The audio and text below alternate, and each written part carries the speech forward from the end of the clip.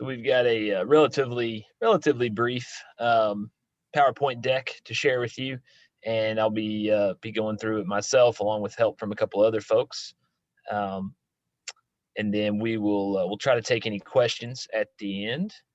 I expect there probably will be some questions, so anybody that has them, if you don't mind, either write them down or drop them in the chat, and we'll get them at the end. If it's really pressing, you can flag us down and interrupt us, and we can ask it in real time. But there may be a possibility that we'll answer it as we go throughout the presentation today. Richard, are we okay to start? Yes, we are.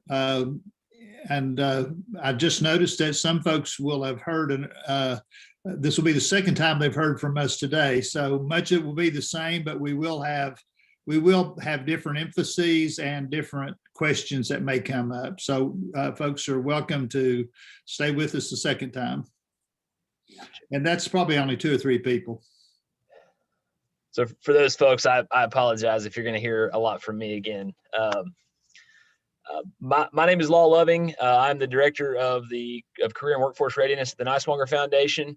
I will be spearheading some of this today. I've also got Dr. Kitzmiller, who you just heard from, and then also Dr. Dricki Kirk, who are going to be standing by to chime in at different points.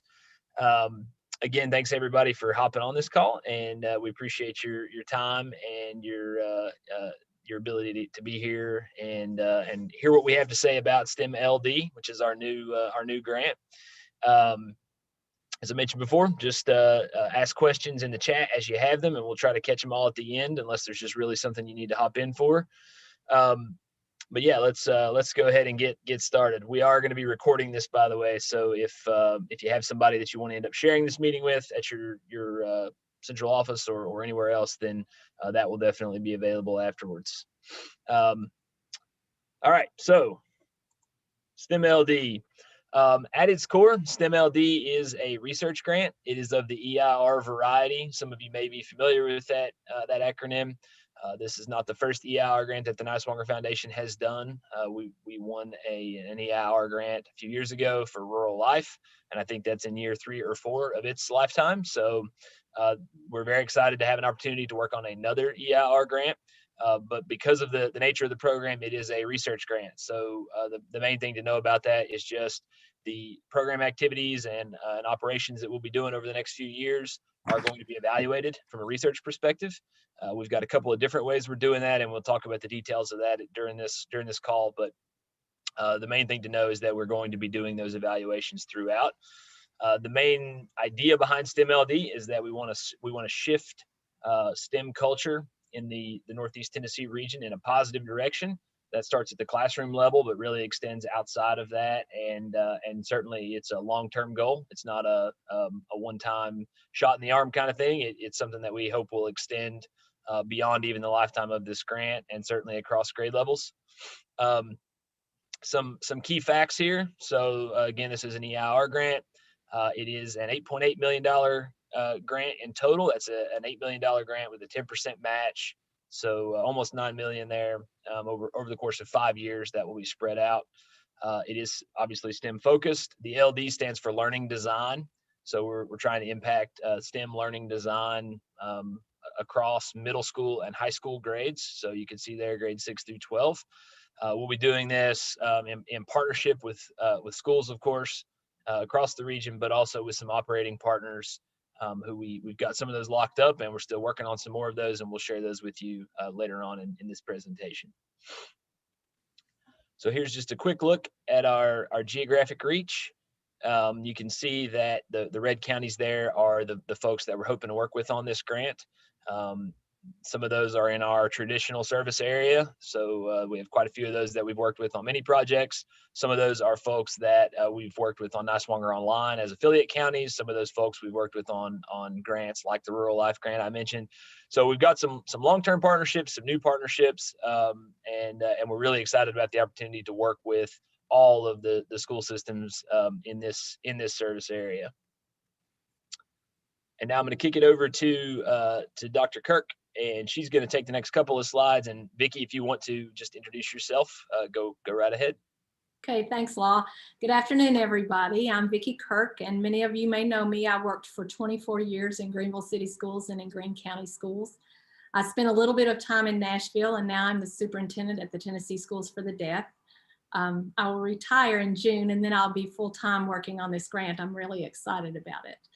I started my teaching career 29 years ago as a science teacher at Greenville Middle School.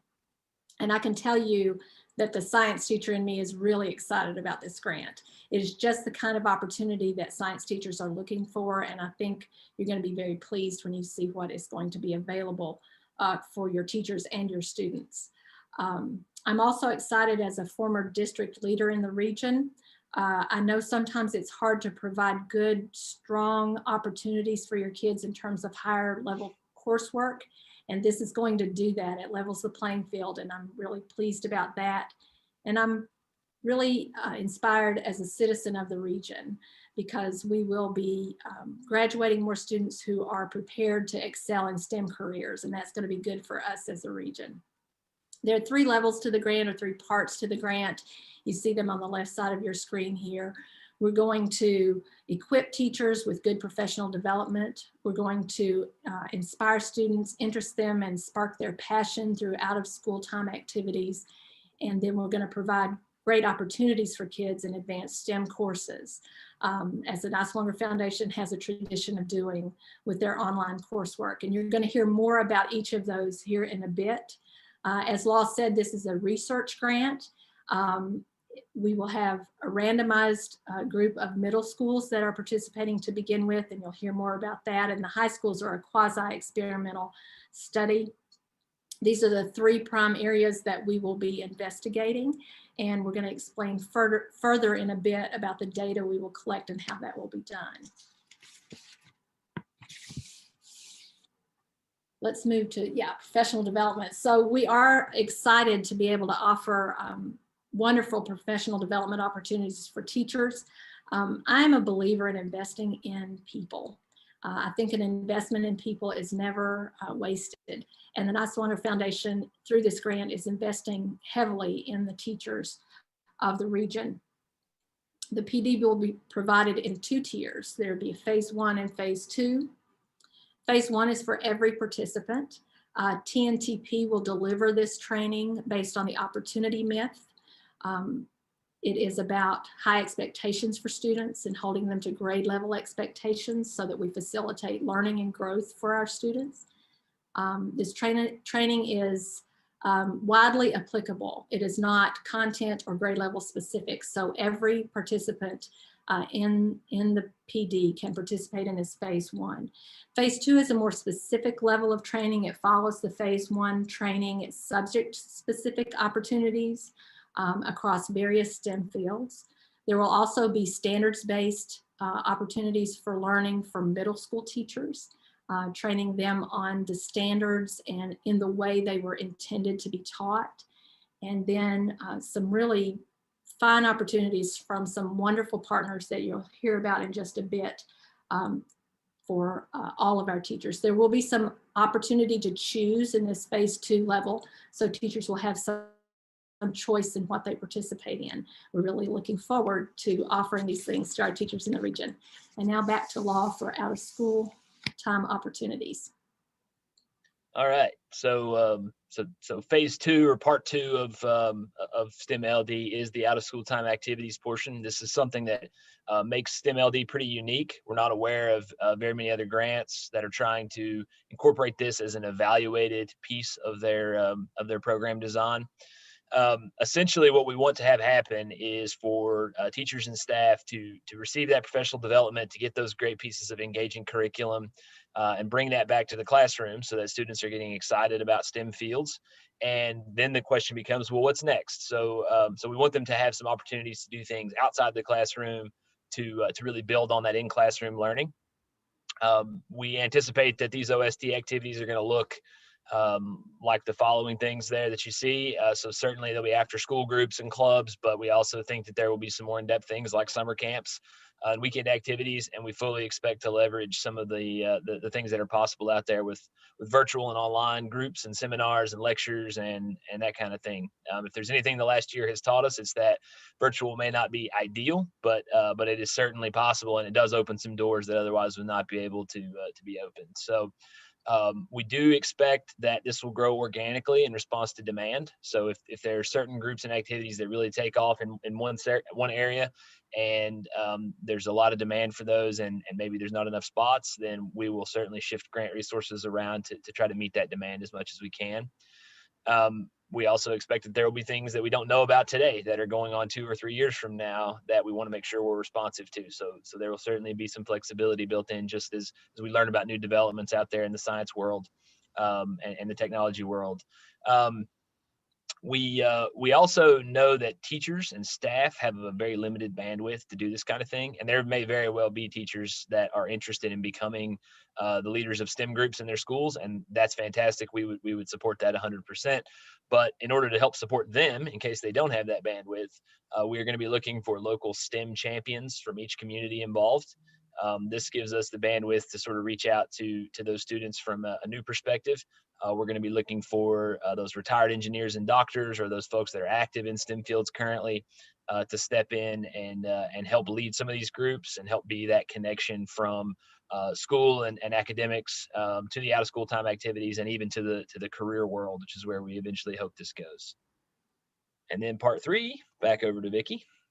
As I stated earlier, the Niswonger Foundation already has a strong reputation for offering robust online coursework across the region that offers equity to our students. We will build on this strong foundation as we add more STEM opportunities in the advanced coursework area. Also, we're going to have a focus on Algebra 1 at the 8th grade. So we will work with districts and schools to get teachers certified to teach algebra at 8th grade. I know how hard that can be to do in a small school, so there will likely also be virtual opportunities there for students. If there aren't enough students to make a class in one school, we can connect schools to offer Algebra 1 across a district. You see some of the exciting opportunities listed here, very specific things, but when students get a passion, they learn about these things through their middle school instruction or in their out of school time opportunities and want to further their knowledge, they will certainly have the opportunity. We're very excited about the possibilities here. Nothing is in stone, so we will be looking to you for advice on what would be best to incorporate into this.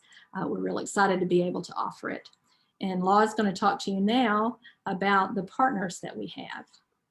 All right, so pardon my ad hoc Venn diagram here. It's not really a true Venn diagram. So the way to read this is those partners in the middle group there that are doing the out of school time activities will also be participating in the professional development and the advanced courses portion of things.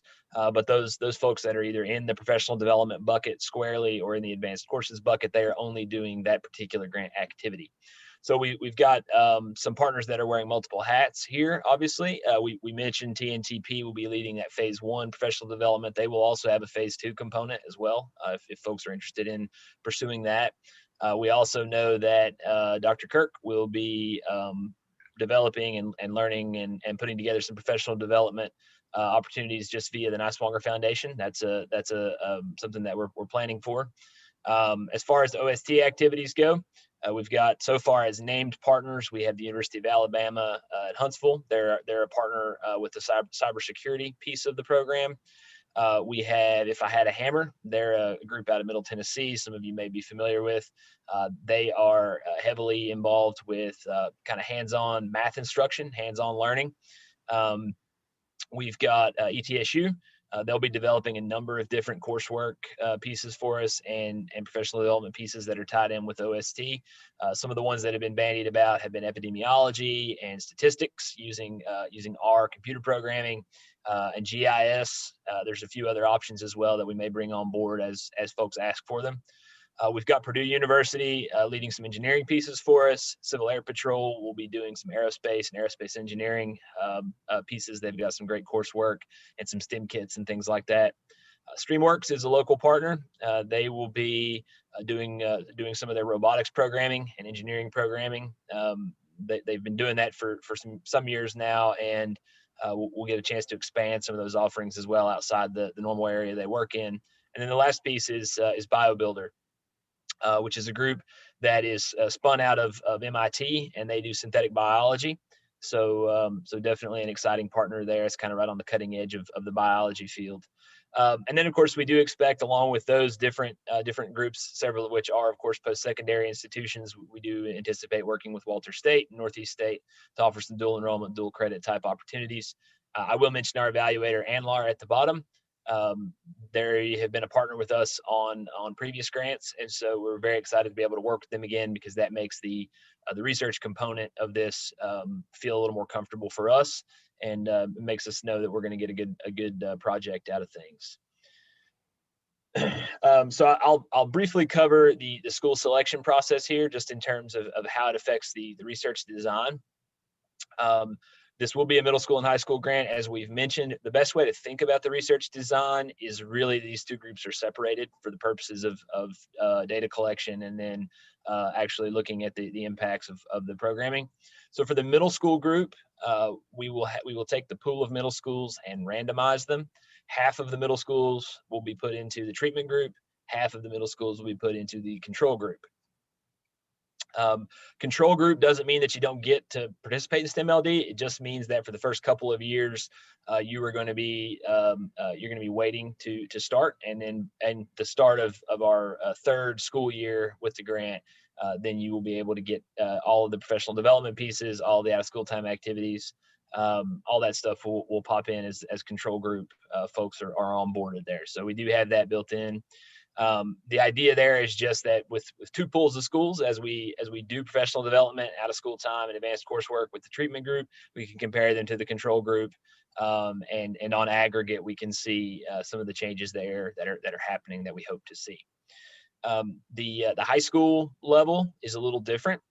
We don't have as many high schools, obviously, as we would middle schools. So for that group, we're actually going to be able to include all of the high schools that want to participate in the treatment group, quote unquote. So the way that one will work is we will do the professional development, the out of school time activities, and the advanced coursework for all of the high schools that want to participate in our region.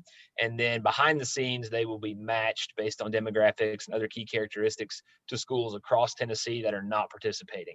So folks that are outside of our geographic region, high schools that are outside of our geographic region, and that'll give us effectively a control group to compare to. That design is not quite as robust as the randomized controlled trial, but it can definitely lead us to some pretty interesting research results, we're hoping. So that's good, because it also means that every school system that wants to participate is guaranteed that at least their high schools will get to participate right off the bat. So that's an exciting piece, and we were happy to be able to work that out. We do take the data collection piece seriously, especially in terms of student privacy. So we will absolutely be blinding and aggregating all of that data. There will not be any individual student data publicly available to anybody. We'll make sure that everything is done in a way that just kind of looks at the top level, so that there are no conflicts of interest there or any kind of privacy issues. And for the last couple of slides, I think I'll kick it back over to Vicki, and we'll go from there. Okay, as Law said, we're working with a research partner, ANLAR, and most of the data we will need is available at the state level. So we'll be able to access it without bothering anybody. We will need to gather some data at the local level, but it is our goal to minimize that. We don't want to burden schools and districts with collecting data or providing us with data, and so we will do that as little as possible.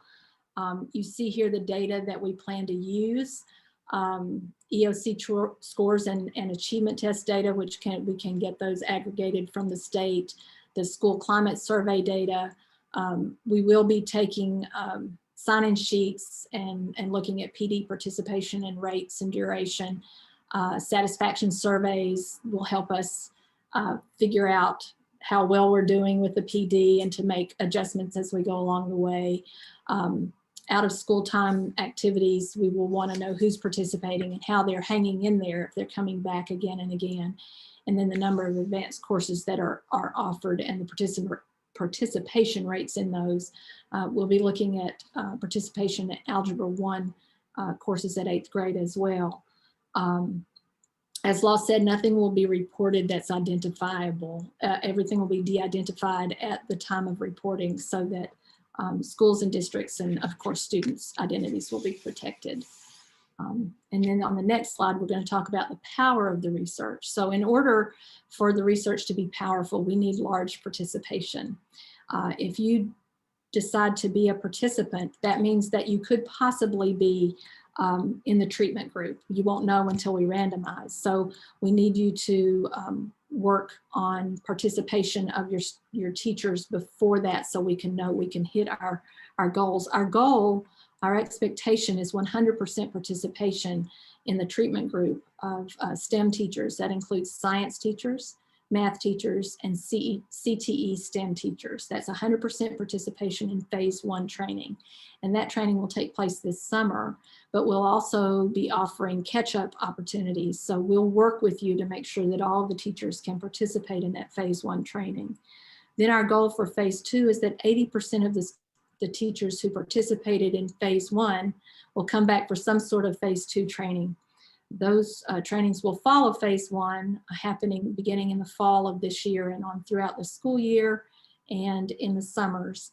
And we'll schedule that we'll work a way to make that possible either virtually or asynchronously, or we'll work with teachers to see what works with their schedules, but we will work those opportunities in. There will be limited funds for subs and stipends, but we much prefer that you allow science teachers and math teachers and CTE teachers to use these opportunities for their PD for the year. Let it count for their required PD. I think, one more thing. Outside of these commitments, we will ask you to help us out with the out of school time activities, not in a big way, but we may need locations, places for the clubs or competitions to meet. And also we would ask that you help us promote those with the students so that we can get students interested and help them to participate if they are interested. So next, I think, is Dr. Kitzmiller. He's going to talk about our timeline. Hey, this audience, we would particularly love for you to look at this timeline and help us tweak it if we need to. We do want this to be responsive to what the school situation is, particularly in this non-traditional school year. We understand that the world is upside down in terms of in school and out of school, and everything is out of school time activities now, it seems like.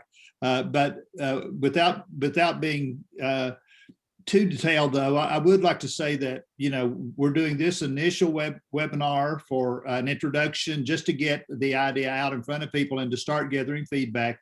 We do plan to gradually talk to more audiences, get gradually more detailed follow-up, and have additional webinars with you in March and April. We're hoping that you and then the schools and even the teachers can know enough about this to decide in May whether or not your school is interested. And that might be a district decision, but it may very well be a school by school, each middle school and each high school deciding ultimately their participation. So we would like to know and declare the deadline for participation in May. We would do a randomization process, especially for the middle schools. Remember the research design that we talked about. We would like to decide which schools are in treatment groups so that we can plan and you can plan the phase 1 professional development. We're hoping to do that roughly July, might be right before school starts. It might be in the first week of school. That's one of the things we'll listen closely to you about.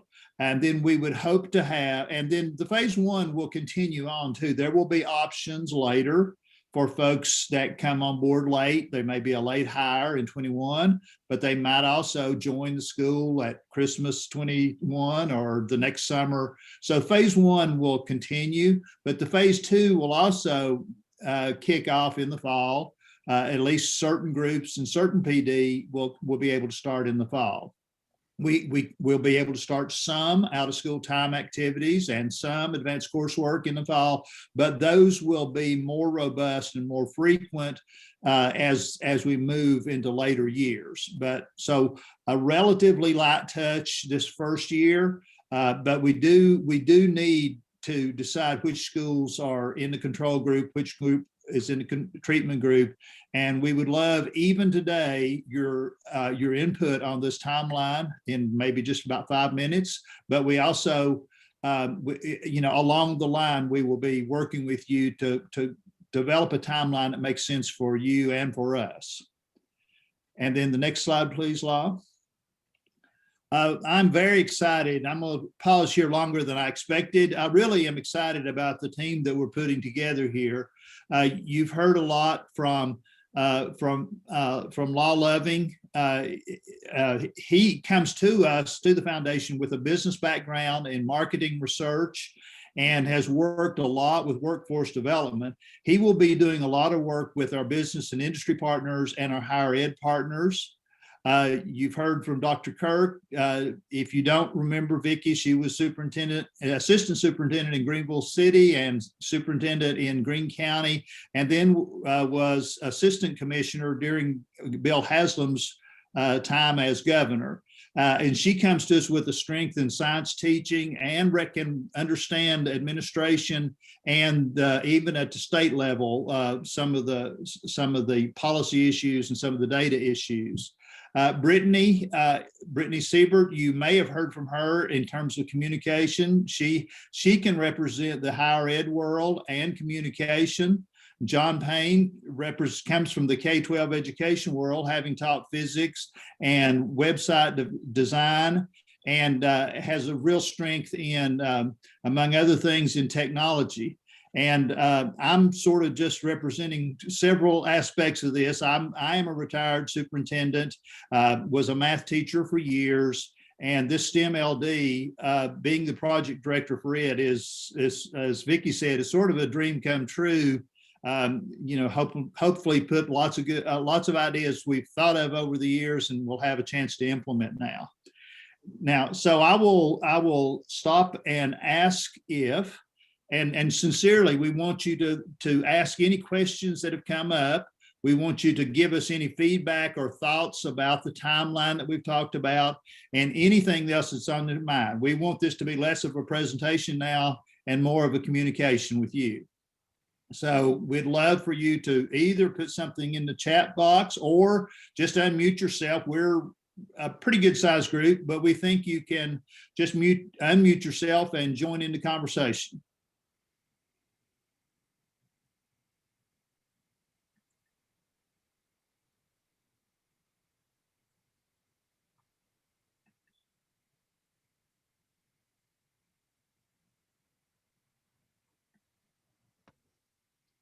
Hi, so this is Amy Scott, and I would like to really say thank you for our rural life relationship. Just good opportunity for me to put that in there. A super good opportunity for us in Bristol. Lots of awesome training for our people. My question about the timeline would be the time in which you're identifying the schools that are not in the control group or they're in the control group.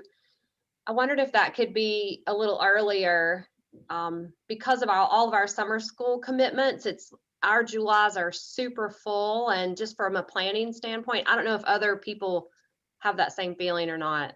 Okay, so Amy, correct me if I'm wrong, but your suggestion is, and we'll wait for reaction from others, your suggestion is that deciding in May, it might be better to move that back maybe into April at least.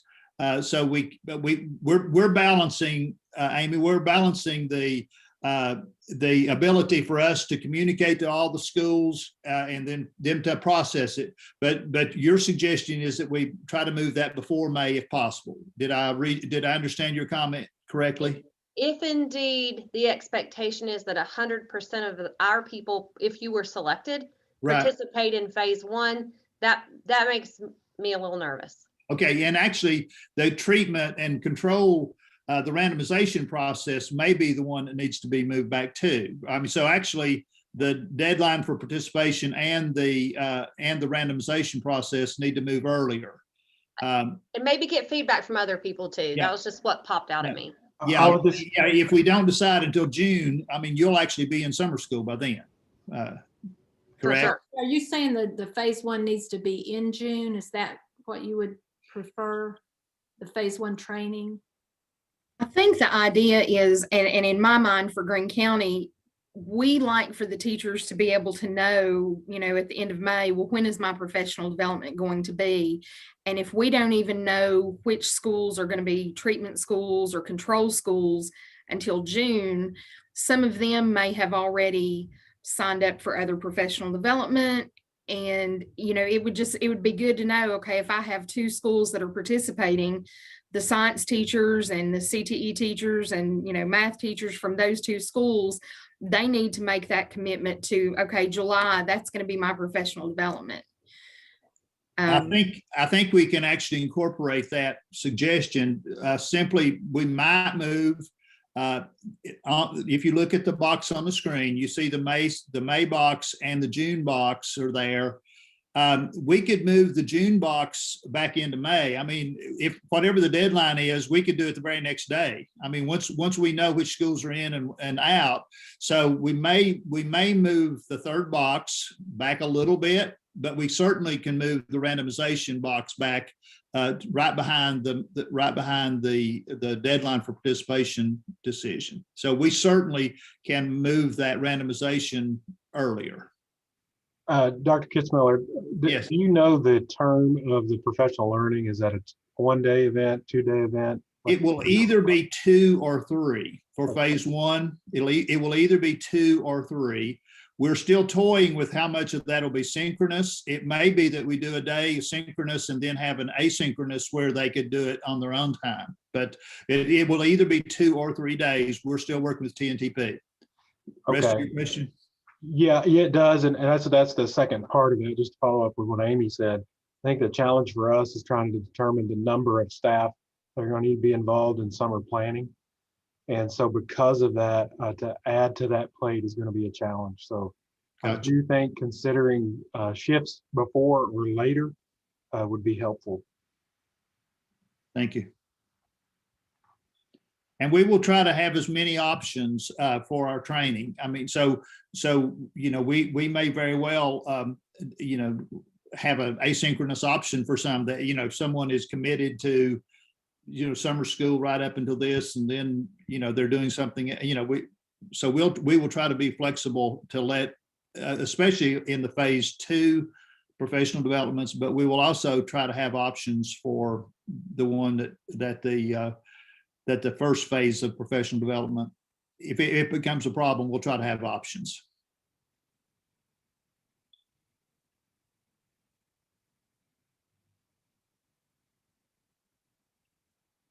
Dr. Kirk, do you have other thoughts now that you've been through this? You've heard from some of our school folks. Do you have any additional comments? And again, we would welcome feedback from any of our participants on any of the things we discussed today.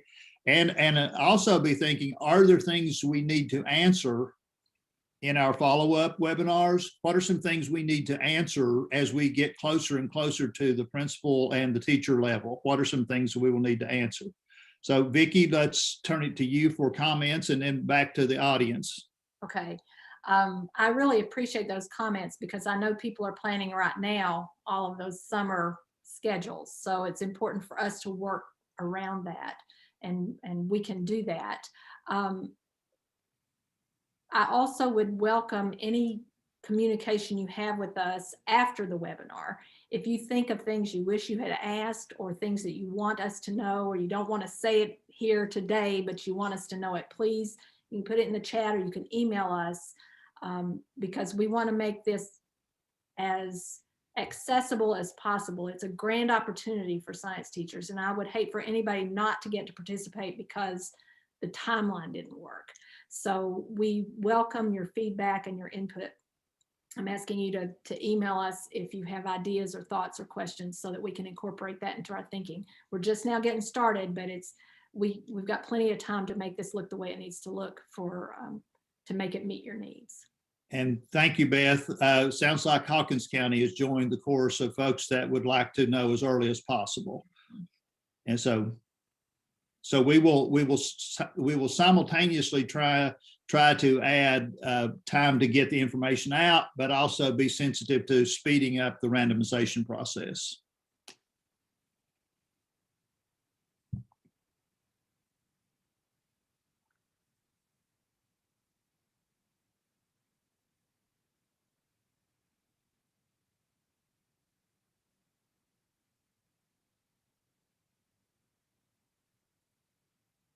And Claiborne County joins that they would like to know as soon as possible. So we definitely need to tweak the randomization, move it earlier.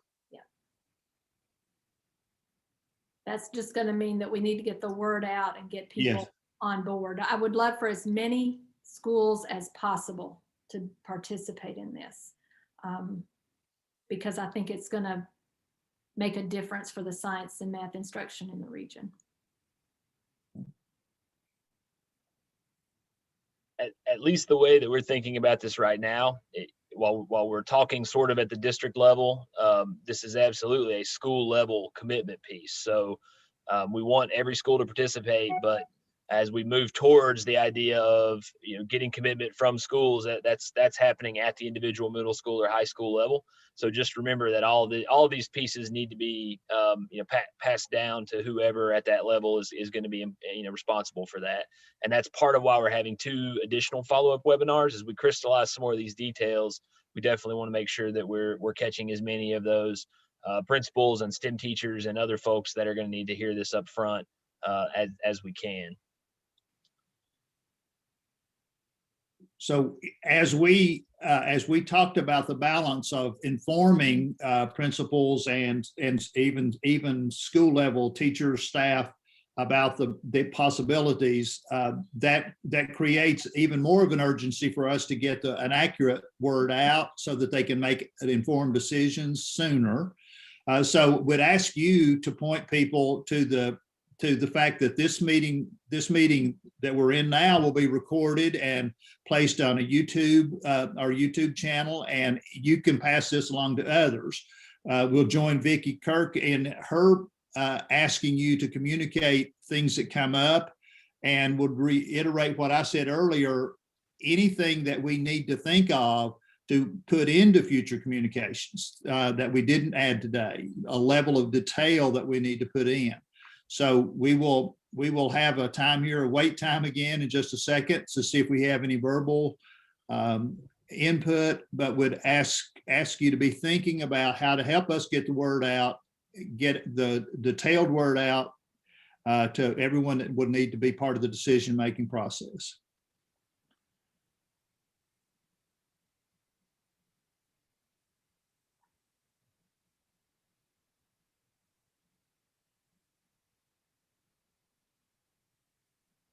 Dr. Kitzmiller, another line of questioning would probably come up at some point around the advanced coursework and what kind of options are going to be available. In addition to just the titles of the courses, when would those be in place and how would schools access those, for example? Yes, one quick example would be the cybersecurity thing for University of Alabama, Huntsville. They have a course ready to go. We will need part of our communication in detail to the schools will be exactly like you said there. Will this be a Tennessee approved dual enrollment course, or will it be University of Alabama Huntsville credit, which might still be good? It would probably transfer, but those kinds of decisions we'll need to work through the course approval process. And some of these will be available starting this fall. And I know that's soon. And we can't catch everybody with every course. when it rolls out, but we expect more to be developed. And so I could easily see by the 22-23 school year, we would have even more and have them publicized better. And it might be that we catch more high school kids there. So we will have a short list, and we will try to inform the schools about those. And then we'll have an ever-growing list that we will just communicate sort of constantly. Thanks for the question.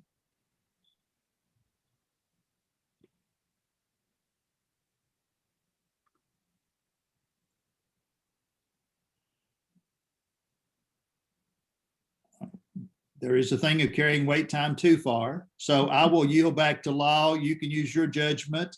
Any of my staff that wants to say any last minute things, or back to you, Law. Yeah, I'll just say, I guess, to wrap things up here, we're all very accessible and really are soliciting and asking for your feedback here. We want this to be a partnership. I think that's kind of how the foundation has always operated, and we don't want this to be any different. So definitely, as you think about this, maybe, you know, as you sleep on it and wake up tomorrow morning, you say, aha, I wish I had said that thing. Definitely feel free to call us or shoot us an email. Anybody on the list here, we'd be happy to hear from you, and we'll certainly take your feedback into consideration and try to work things in as we can. Sounds like we've gotten some good pieces already and some good things to consider and shift around. So with that, I appreciate the time and attention, and stay tuned, because there will be lots more on STEM.LD to come in the next few weeks and months. Thank you very much, and we look forward to seeing you next time. Thank you.